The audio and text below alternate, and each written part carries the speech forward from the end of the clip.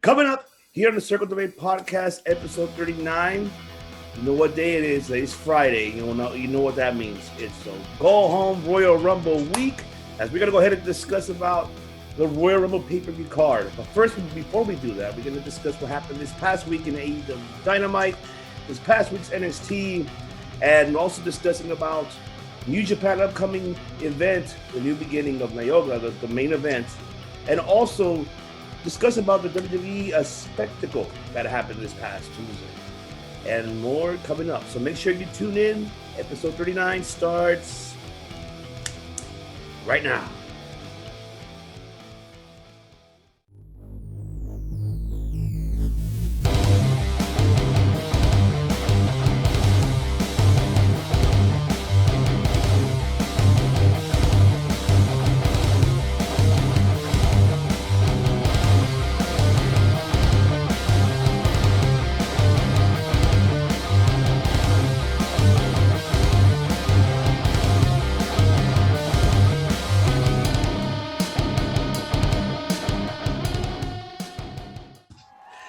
Welcome everyone to Circle Debate Podcast, episode number 39, 39 episodes in, ladies and gentlemen. The host of Devious One, Odyssey here with my brothers, La Familia, the faction. And I don't know what he's wearing. I don't know if it's I have no idea if he's wearing one of those paintball masks or our ski mask. I have no idea what this man is wearing, but you can tell he wants to be part of Retribution for sure. That's how you can tell he wants to be part of Retribution. And he's representing Retribution, as a matter of fact. That's and that is Mr. MGC, the Waco de Elias, the Cooking Channel, the Retribution Slapjack, Slap Nuts, T-Bone Steak, Matthew Steamboat. I got a hair in my mouth while you were saying that.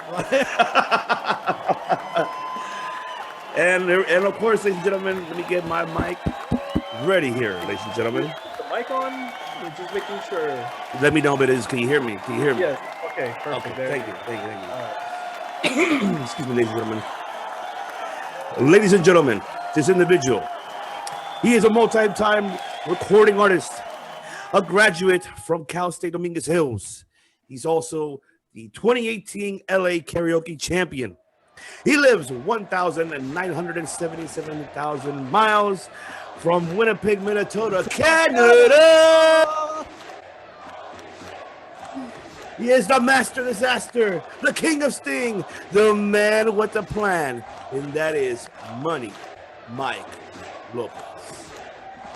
Episode 39. Where does the time go, man? And I gotta get myself a mask too because I want to look like Matt over there. We got a match.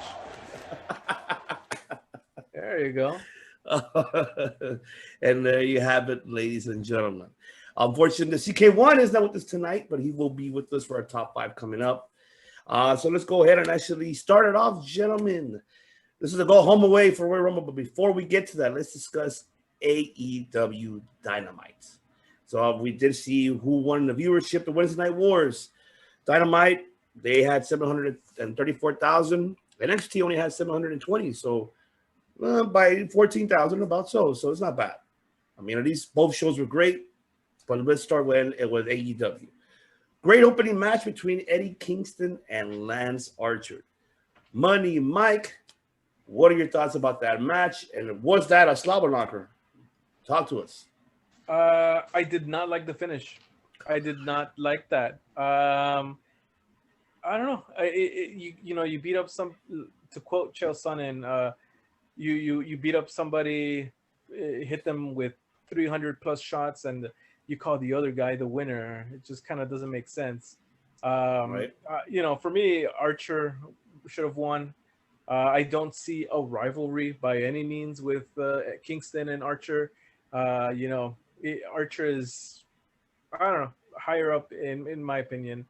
No offense to Kingston, he's great on the mic, and he's a good wrestler.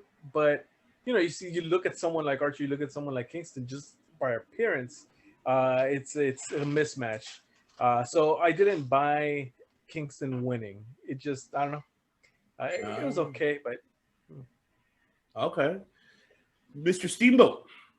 You know, I'll actually respectfully disagree, but in a just a very specific way, is that I think it just further establishes Archer as like our baby face in this situation, and that Eddie, you know, like the main thing is Eddie.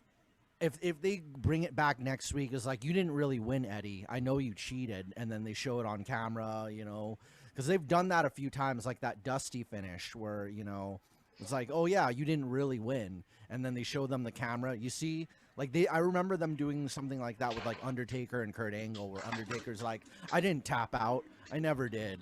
So I mean, Lance Archer's is kind of in that Undertaker versus the Alliance like position where he's like a good guy, where he's like a babyface big guy in that situation. If anything, I'd say this is like Undertaker versus Taz. What do you guys kind of think? Because Taz would be kind of like that street tough guy. He's just not the biggest guy, you know, and just very street, very real, very tough. And then Undertaker's just that tall, big, huge dude who could throw Taz around like nothing. So this would be like the equivalent of that. But I guess it protects the heels though. It kind of keeps them in a, you know, they're gonna cheat to win, and like that's usually how heels got over baby faces who are bigger than them. They just cheat. So, you know. Right. Now, I mean, compared to Tyson Taker, almost there. I mean, this match was just very tough, and it was just like a brawl. It was just like a pretty much them beating the shit out of each other.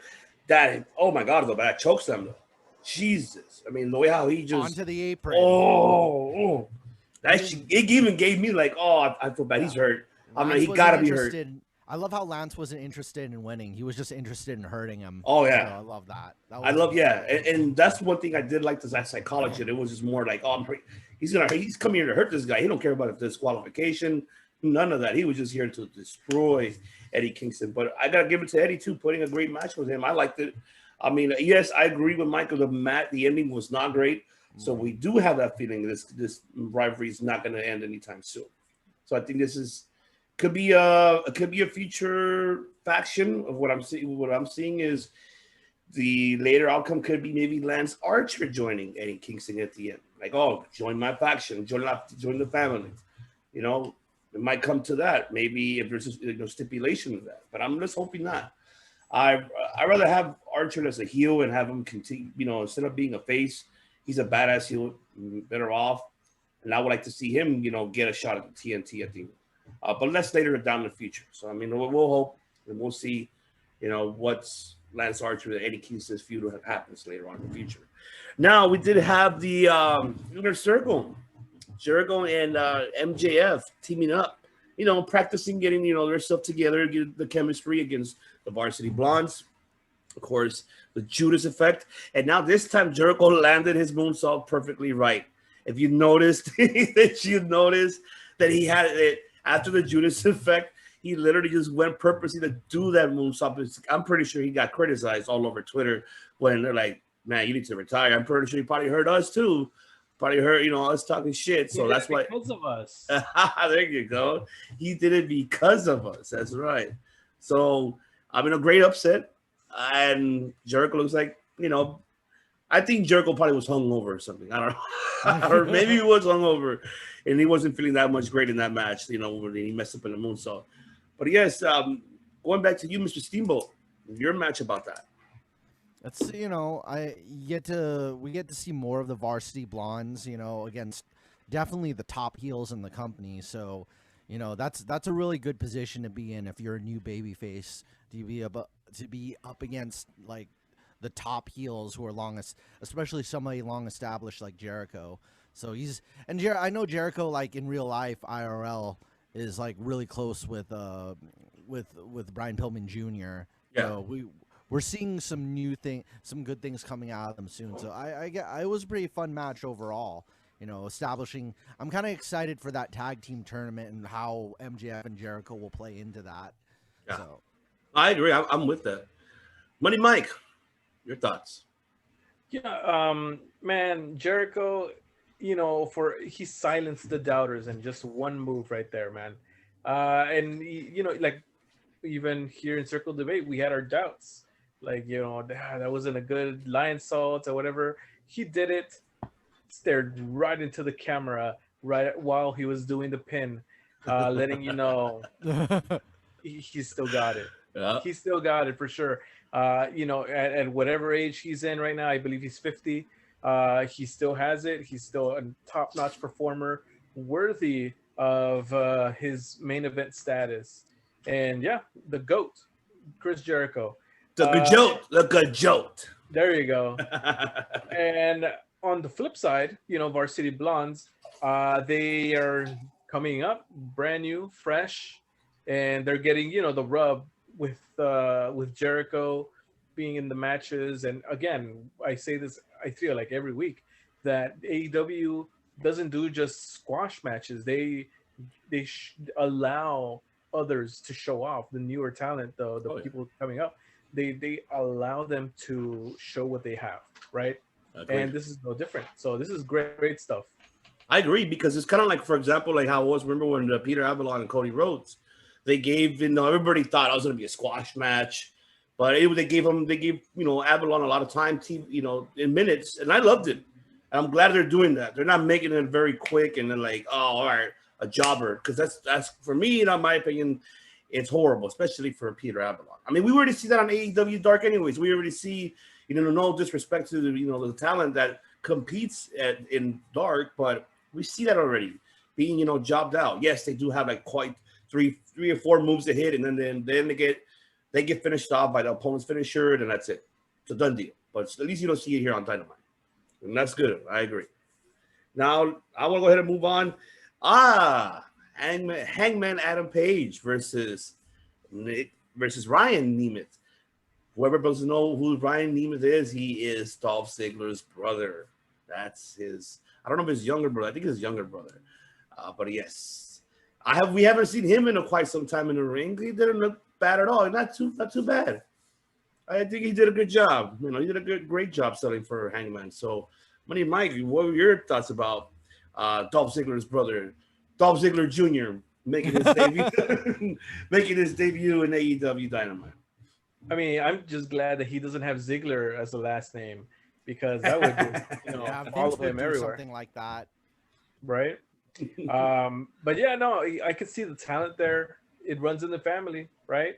And I saw some moves that Dolph does, and I saw him, kind of mimic those, which is great. It was great to see, and I guess it was kind of like fan service there. Yeah. And great. He, I want to see more, right? Wouldn't it be awesome if he gets to move up the ladder, and then both brothers, it's cool. We like symmetry in that way, because we like seeing that sort of thing.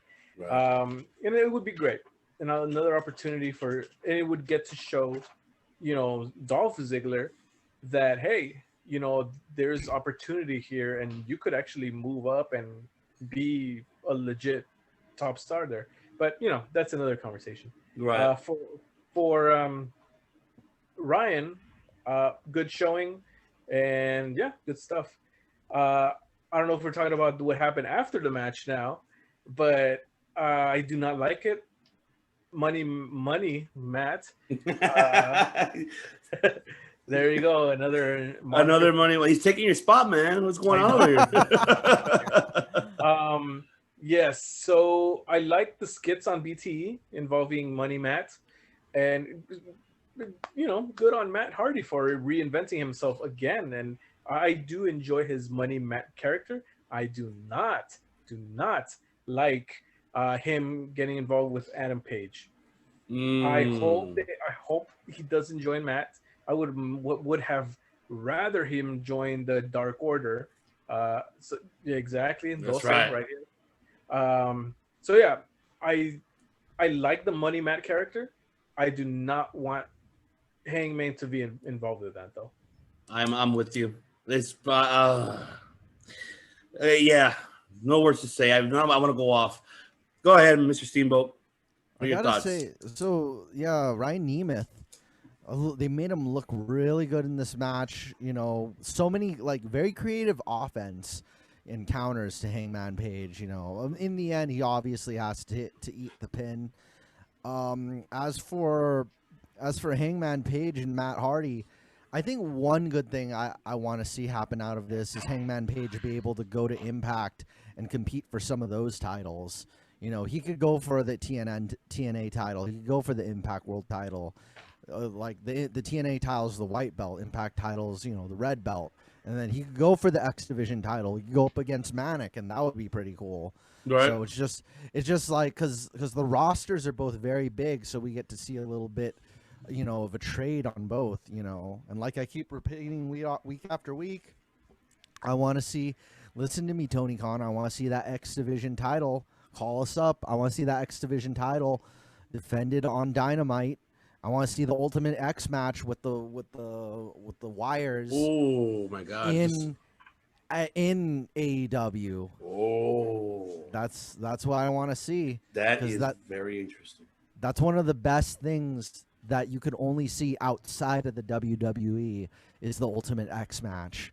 Yeah, I mean, I would love to see that, or even see an Impact, or see both of them competing. That'd be so awesome to see that because I do miss that. One Page thing in the Ultimate X match. Oh my God, I don't know about that. I'd rather have him go for the white belt. I'd rather go against Moose. Yeah, I wanted to see cool. Hangman and Moose. Why not? I'll be amazing. Cool. Right now.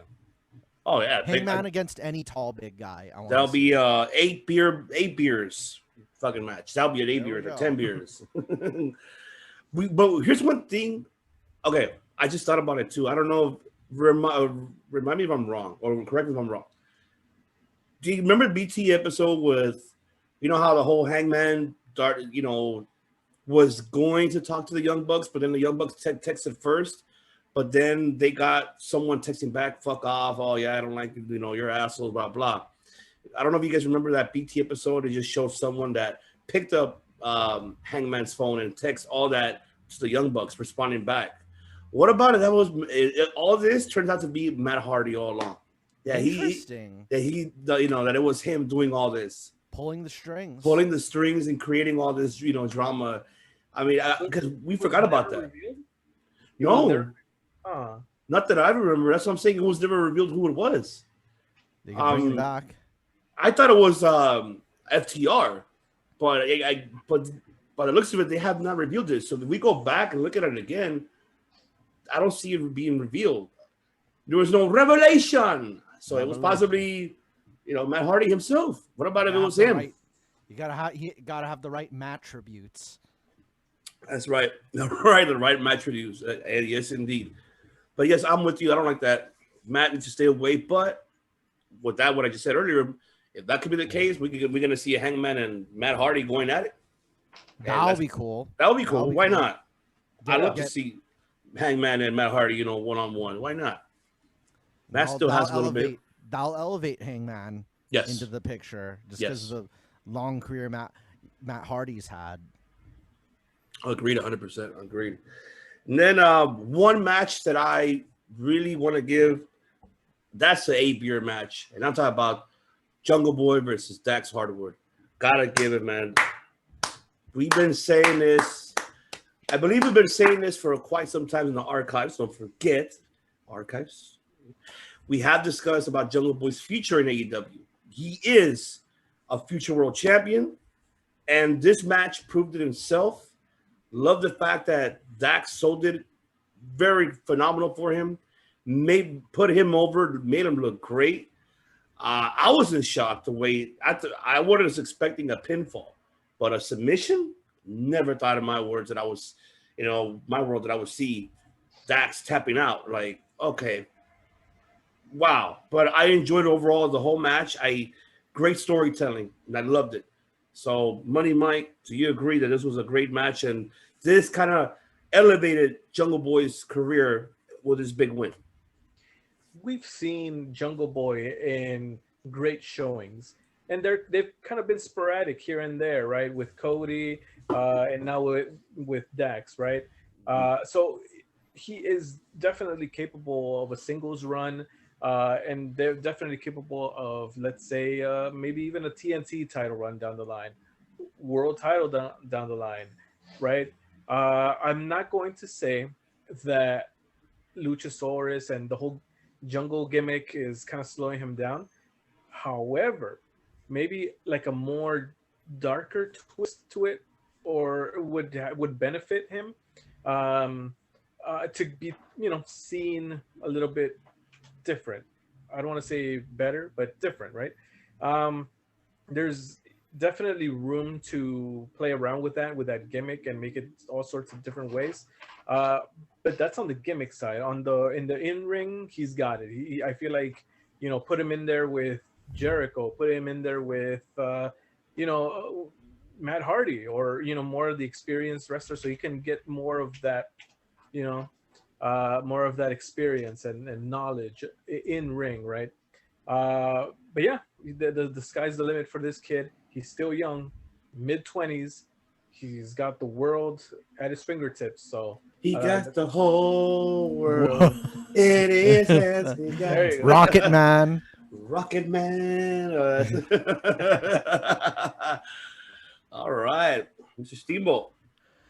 It's that building of the new baby face, especially Dax in that enforcer, like tough guy, like the beatdown. Like I even caught clips of the beatdown, some of the beatdown moves he pulled on Jungle Boy, and Jungle Boy could really sell. So, I want to see some more unique matches out of Jungle Boy. I want to see how he does in hardcore.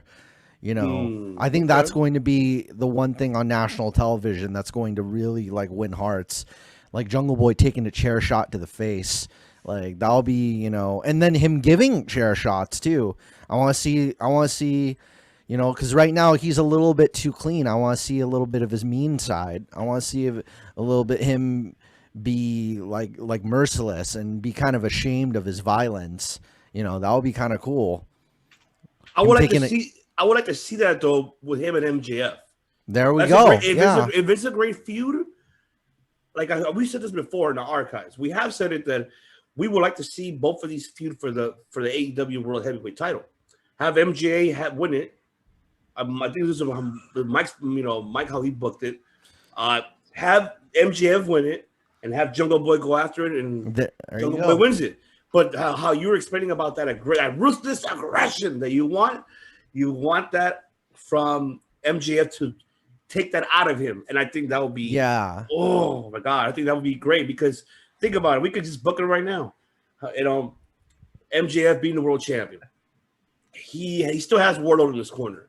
They decimate Marco Stunt, leave him in the hospital. Then they freaking poison, or they do something to Luchasaurus, kidnap him, get him so pissed off that it's just like, or they shoot him with a tranquilizer.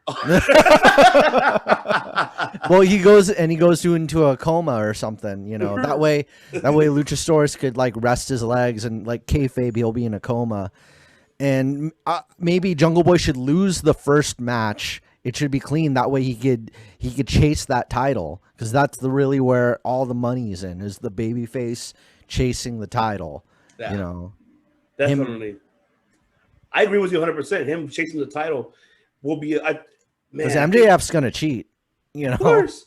Yeah. We love that old school classic, like I do. I mean, brass knuckles, the ring, I love it. I love it, courtesy of Leo. That's right.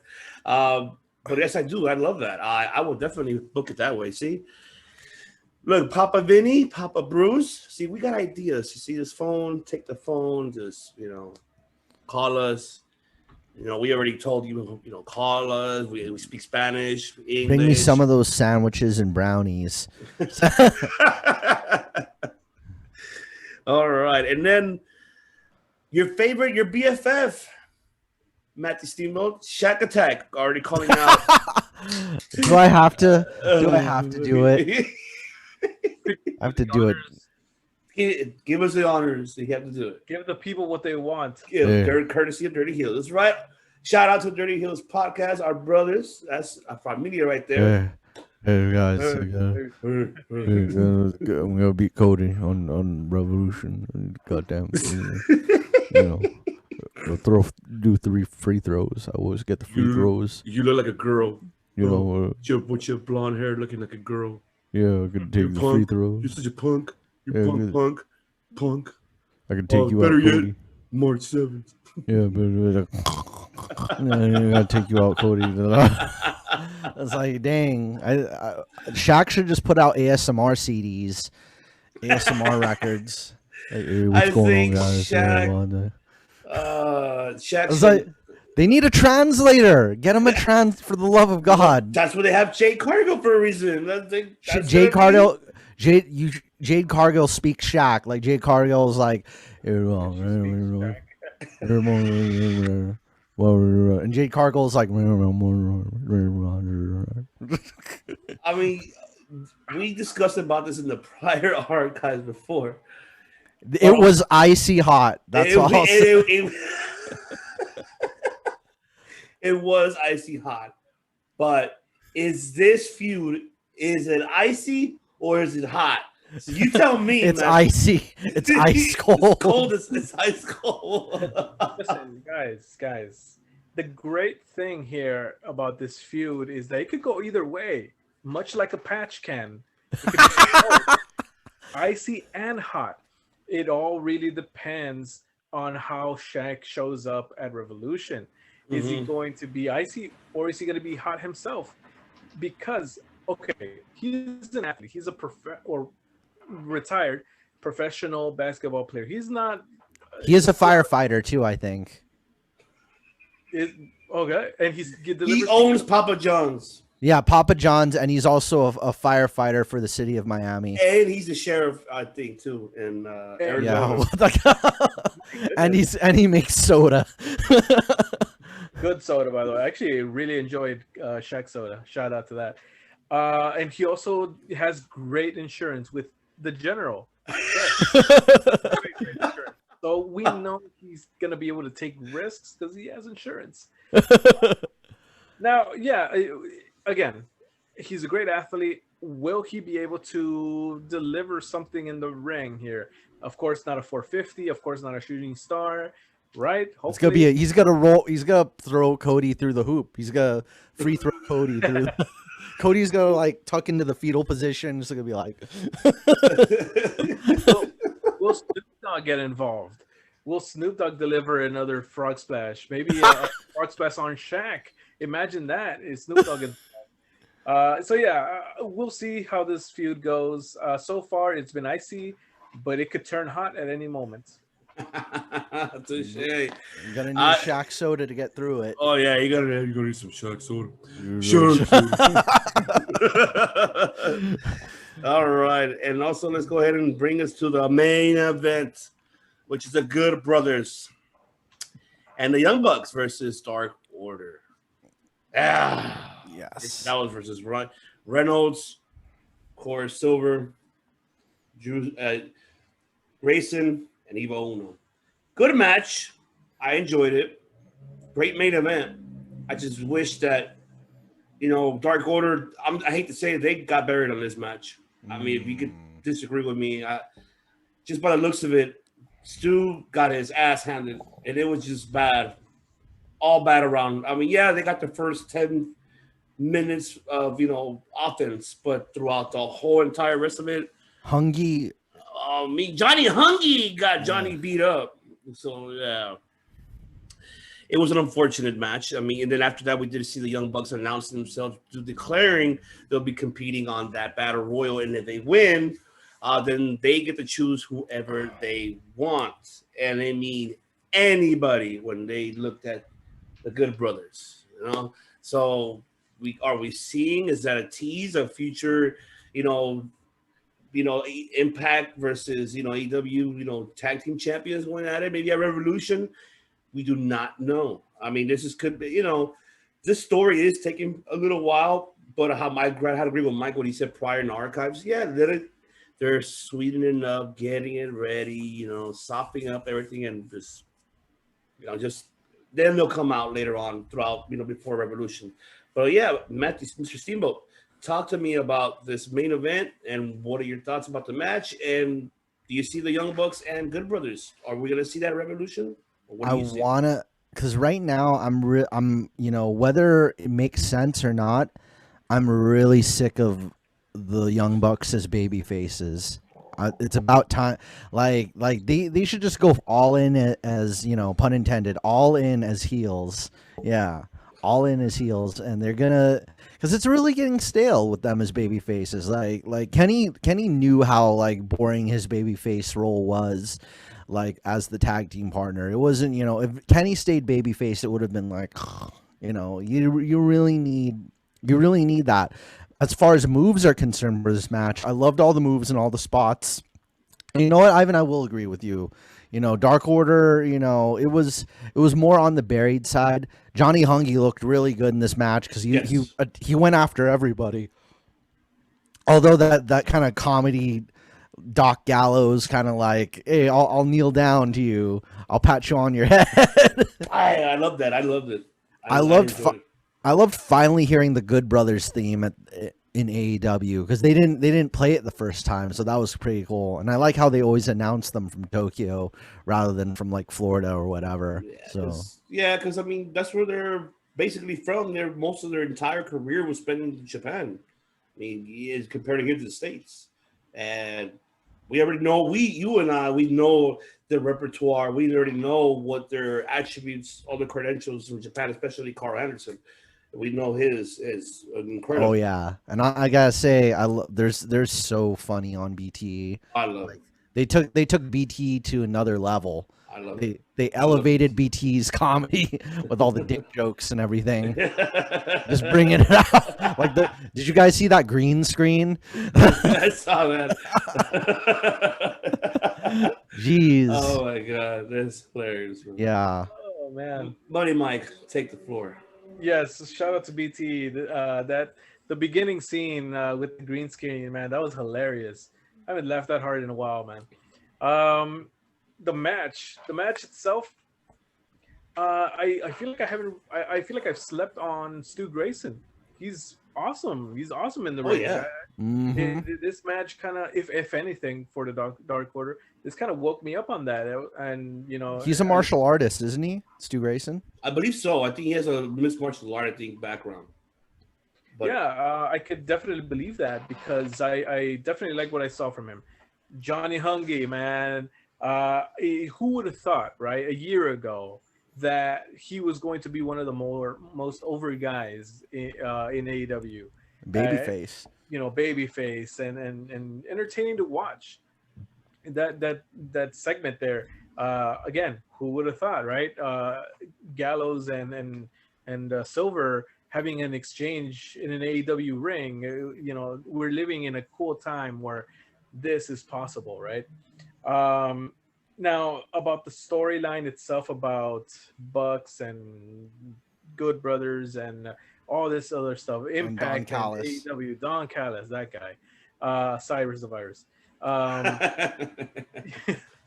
Okay, there's two things here, fans, and then, yes, I'm talking to you right there in your living room, watching us, listening to us. There's two things here: either you microwave your meal or you cook it in your oven. Sure, the microwave, you'll get it done faster and you'll be eating faster, but it's not going to taste as good as if it's prepared in the oven. Take your time, enjoy the ride, please, because trust me, you are going to enjoy it.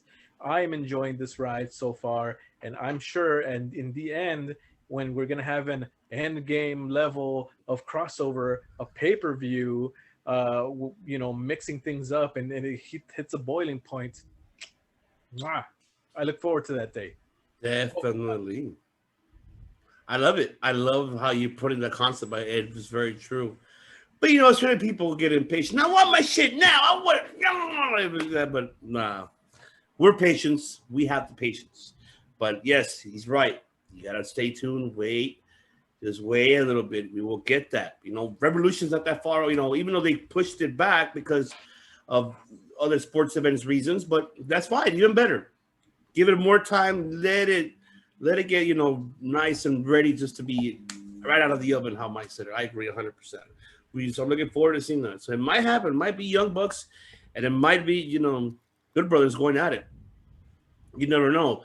Or what about MJF and Jericho ended up winning, and they go after maybe either one of them or both of them, maybe like different events. I think that's going to be that'll be like the coolest unexpected main event. MJF and Chris Jericho versus the Good Brothers. Mm-hmm. Who knows? Don Callis is going to be torn apart by it because of the very fact that Good Brothers are under his, league, and Don Callis has a history with Jericho, as you could see behind me. Definitely. So that's a story in itself. That's another deep story that Don Callis, that you could only tell with Don Callis being involved. You just gotta be a Don Callis guy. Don Callis guy. I'll take Don Callis over Young Bucks as my uncle any day of the week. For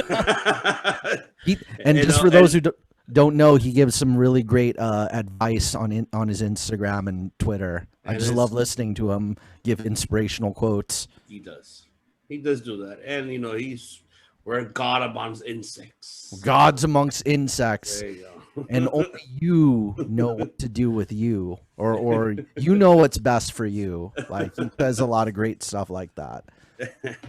Definitely. Let's go ahead and now move on now with NXT. We did mention it already. You mentioned earlier right away that 720,000 is not bad compared. There were only 14,000 away, and then the viewership, the demographics are fine. But NXT remind you that it's their own separate, even though Mike disagrees that they are competing. Okay, they are competing, of course. But the product is very different, though. I mean, I love the fact that what they're doing with the Dusty Classic, even the women's Dusty Classic, they're really bringing intriguing storylines. And it's even like how, like earlier off the air, Matt and I said, I mean, this is like pretty much the club taking over, like on all territories. But I want to move on very quick. So with the first match, it was MSK, formerly known as the Rascals. They defeated Killian Dane and Drake Maverick to advance to the semis. They're waiting for the winner, I believe, is between Legado del Fantasma and Lucha House Party. So whoever wins that one next week will face them in the semifinals. Then we had the first rounds, which is for Dakota Kai and Raquel Gonzalez defeating, Aaliyah and Jessica Kamei. They advance. I believe that we'll find out next week, I think, who they're going to face off. And then Tyler Russ defeats Rios. I'm happy for Russ. Great submission. Got him the rings of Saturn. Then we had the Grizzly Young Veterans advancing, defeating Kushida and Leon Ruff. So they're waiting for the winners of Adam Cole, Roderick Strong versus Timothy Thatcher and Tommaso Ciampa, which is us next week. Looking forward to seeing that. Bronson Reed defeating Isaiah Swerve Scott. That was a good match.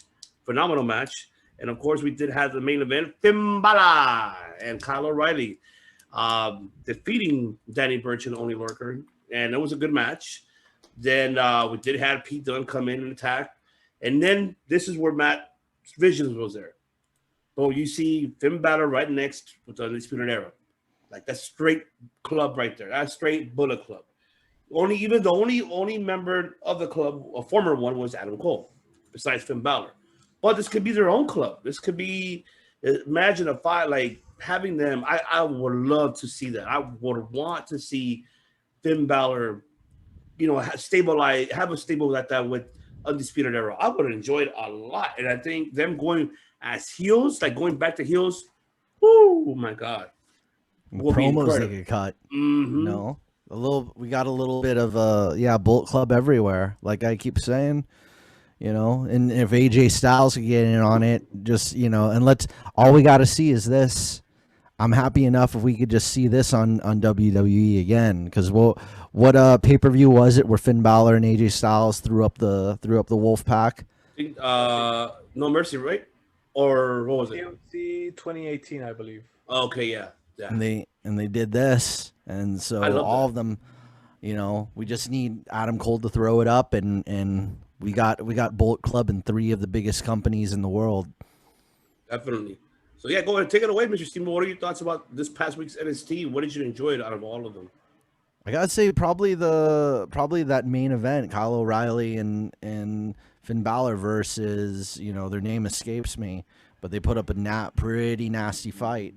So we had that to go on. And also like Io Shirai and her little brawl going, and Io Shirai cutting a short promo right away. It's like, I don't like you, So she was saying. Yeah, I mean, would you want to see a triple threat match takeover? Mercedes Martinez, Tony Storm, and Io Shirai triple threat for the belt. Let's see it. Let's see him get mean. Let's see some. Let's. I know. I'm acting bloodthirsty with these, but I don't mind seeing any of these ladies get color, seeing any of them get juice, get bladed. Why not? Whenever girls blade, they kind of like they just shows like we're just as good as the boys and we're just as tough, So that would go down in history, Io Shirai blading and the Tony Storm and Mercedes Martinez just all like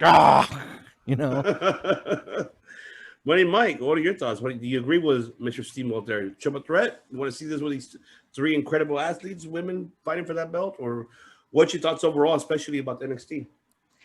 Well, overall about NXT, I really enjoyed MSK. First time watching them, it was impressive. I enjoyed their moveset. It almost, because I gravitated more towards AEW on Wednesdays, but for whatever reason, MSK, their style reminded me of what I see on Dynamite. So a lot of credit there. I definitely enjoyed their match. As far as the triple threat, yeah, cool. Sign me up. I'm all for it.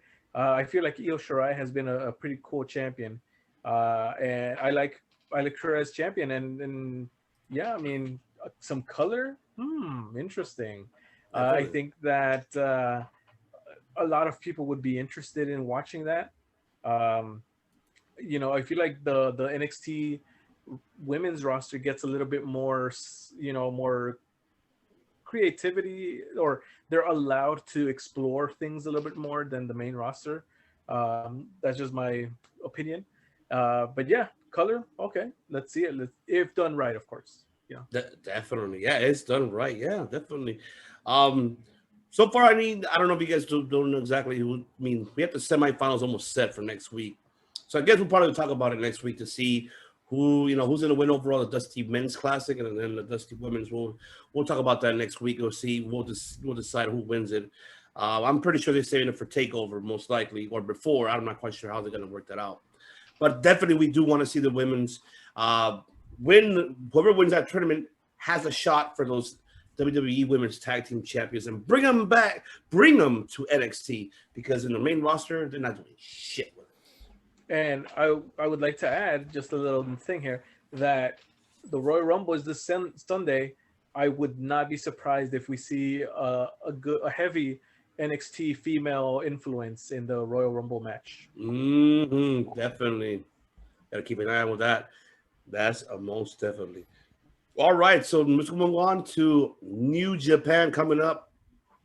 Make sure you guys tune in this evening tonight. Obviously, you're seeing this in the morning time.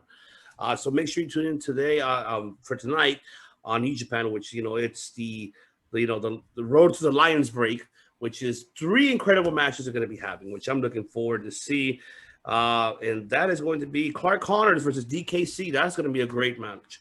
And also you had Rocky Romero versus, the Bone Dirty Daddy, Chris Dickinson. Versus he made his debut like 2 weeks ago, part of Team Filthy. So I'm looking forward to seeing that, slobber knocker between them. And also the 6-man tag, as you have the club, the Bullet Club. You have Hikuleo, El Fantasmo, and Kenta teaming up versus Leo Rush, TJP, and Fred Roser. So that's going to be one hell of a main event. So make sure you guys tune in later tonight. We got a lot of our friends. We got a lot of friends on that lineup. Yes. I mean, shout out to Clark Connors, who Danny Limelight gives a stamp of approval. Definitely. And Kenta, anytime to see him in action. Oh yeah. Of course, TJP and Kenta. I want to see them mix it up. And then speaking of Fantasmo, before we even get to the the new beginning of Nayoga, and Fantasmo and Taji Nagoya, thank you. Taji Shimori and El Fantasmo won the IWGP Junior Tag Team Championships away from Desperado and Nakamura. So that was a shocker to me that happened. So what's next? Now you have the club now has the IWGP Junior Tag Team belts. What is next now, Mr. Steamboat? Tell me what's going to happen now. Who should compete for them? They got to defend them, that's for sure. And with the way it's looking, Suzuki-gun isn't just going to sit around. And I mean, Minoru Suzuki was ringing in one of his promos is already ringing the battle cries like, "I'm going Bullet Club hunting," is what he said. So he's going to send his whole army. So I've been wanting to see more Bullet Club versus Suzuki-gun. Heel versus heel, I don't mind it. They make it work. It's always fun. I'm with you, and I think that's what we're seeing now. Like a lot of these matches have been having, it's just more Suzuki-gun, Reno versus the Bullet Club. So we're seeing that rivalry again. I want to see. Damn it, I want to see Minoru Suzuki. I want him to just go balls off with Tama Tonga. I would like to see that. There we go. For that, I would definitely be like, wow. Because Tama runs a lot of shit. He runs his mouth, so I want to see him and Suzuki going at it like that. Let's see you put up or shut up, Tama. Yeah, let's see it. Exactly. I would like to see that. I mean, right now Jay White's out of the picture, so might as well just have Tama, who's like who's the OG and the actual leader. I mean, come on, he doesn't want to say he's not, but you are. You're the actual leader of the Bullet Club. Might as well have you versus Minoru Suzuki. I would like to see that. I would definitely like to see that match. And also, don't forget that day, that Saturday, ladies and gentlemen, you are going to have the new beginning of Nagoya, which is one. Who's going to make is Tanahashi going to make history as he's challenging Shingo for the never open weight heavyweight championship. I mean, Tanahashi, we could go through his credentials, his prior win, accomplishments. He's been. I mean, go ahead. What is the accomplishments? Yeah. 7-time IWGP Heavyweight Champion. Exactly. But let's also keep in mind Takagi Shingo several times Dragon Gate, Open the Gate champion. He was their world champion. So we got 2 world champions from 2 different companies going head to head. But right? Not only that, but I mean, okay. For that open weight title, like the fact that world champions are holding that open weight title, that's basically just as good as a world championship now. The fact it's those challenging and defending it that elevate the belt. I agree, but also, I mean, this will be history for Tanahashi, right? Correct me if I'm wrong. I mean, okay, we already know that Tanahashi has been a 7-time, world IWGP world champion.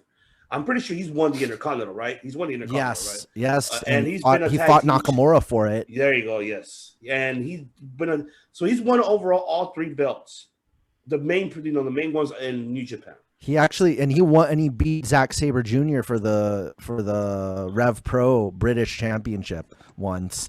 So you're telling me he's gonna make history if he wins? If he could do it again. I have a feeling especially the way Gato books it. Yeah. Like they got to put that title on Tanahashi to elevate it. Of course. If you put it on Tanahashi, you will elevate it. I feel like. But Shingo, don't get me wrong, Shingo elevates that belt regardless. Yeah, as is. Is how it is because he put up. Let's elevate it some more, though. Shingo could get it back. Yeah. I mean, he did it with Minoru. Like when he lost to Minoru and then he got it back. Remember that? Remember when he. And Minoru is a former Pro Wrestling Noah champion. Keep that in mind. Definitely. So I'm looking forward. So we'll talk about that next week. I can't wait for episode 40 when we talk about the results. I cannot wait to see that match. So make sure you guys see that coming up on Saturday. And there's a lot more in that card. Just keep, I'm looking forward to it. Now, ladies and gentlemen, we'll be right back. We're going to go ahead and take a quick commercial break. You're going to hear from our sponsors. And also stay tuned for part 2. Yes, we are doing a 2-part because we're going to have 2 special guests are coming in, joining us, and that is Championship on the Line podcast. They'll be joining us talking about WWE, who they pick for the Royal Rumble. So we'll be right back. Enjoy the sponsors on the part 1, and make sure you right at the end of the video you are subscribed, and you'll see part 2 coming up right after. So we'll be right back. Don't go anywhere.